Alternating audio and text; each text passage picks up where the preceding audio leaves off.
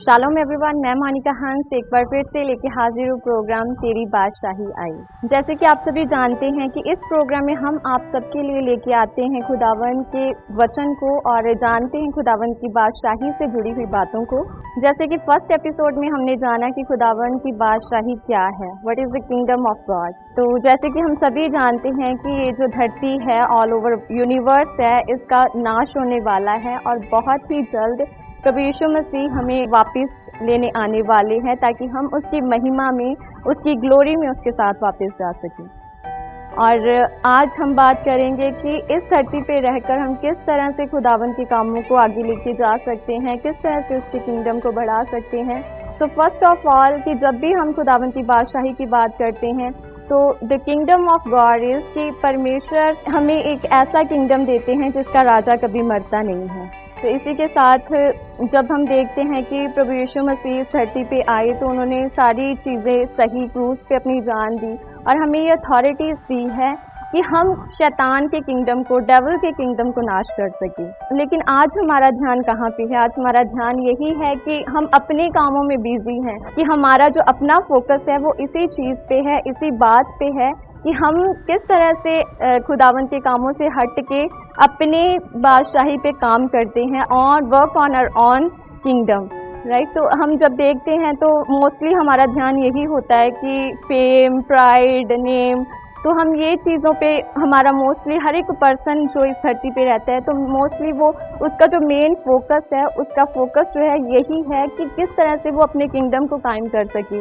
किस तरह से वो ज़्यादा से ज़्यादा मनी अर्न कर सके, किस तरह से वो फेमस हो सके, फेम को हासिल कर सके, किस तरह से वो अपने नेम को इस धरती पे कमा सके। लेकिन ये जो चीज़ें हैं, ये चीज़ें वो है जो हमें खुदावन की बादशाही से हमारा फोकस हटा के हमारे अपने किंगडम के ऊपर हमारे फोकस को ले जाती है। तो जब हम first Kings chapter 2 verse 12 to 46 में देखते हैं तो उसमें हम राजा सुलेमान को देखते हैं। किंग सुलेमान जो कि एक सामर्थी किंग थे, जिसका परमेश्वर ने इतना ऊंचा, इतना बड़ा नाम किया, जिसके पास धन दौलत बहुत आयत की थी।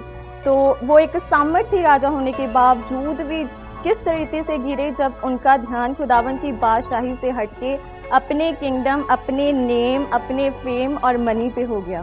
जब उसे पता लग गया कि yes we have a power, कि हम अब हर एक चीज़ को हमारे हाथ में है, हर एक चीज़ पे हम जीत हासिल कर सकते हैं, तो तब उसका जो ध्यान था वो खुदावन की किंगडम से, खुदावन की बादशाही से हटा। तो लेकिन जब हम बाइबल में देखते उसके पिता जो किंग डेविड थे, जो उनका जो फोकस था वो टोटली जो फोकस था वो खुदावन के राज्य पे था और वो उसने कभी भी ध्यान नहीं दिया कि खुदावन ने उसे कहाँ से उठा के कितना बड़ा कर दिया। लेकिन प्राइड जो था उसकी लाइफ में नहीं, उसने हिट नहीं किया उसे।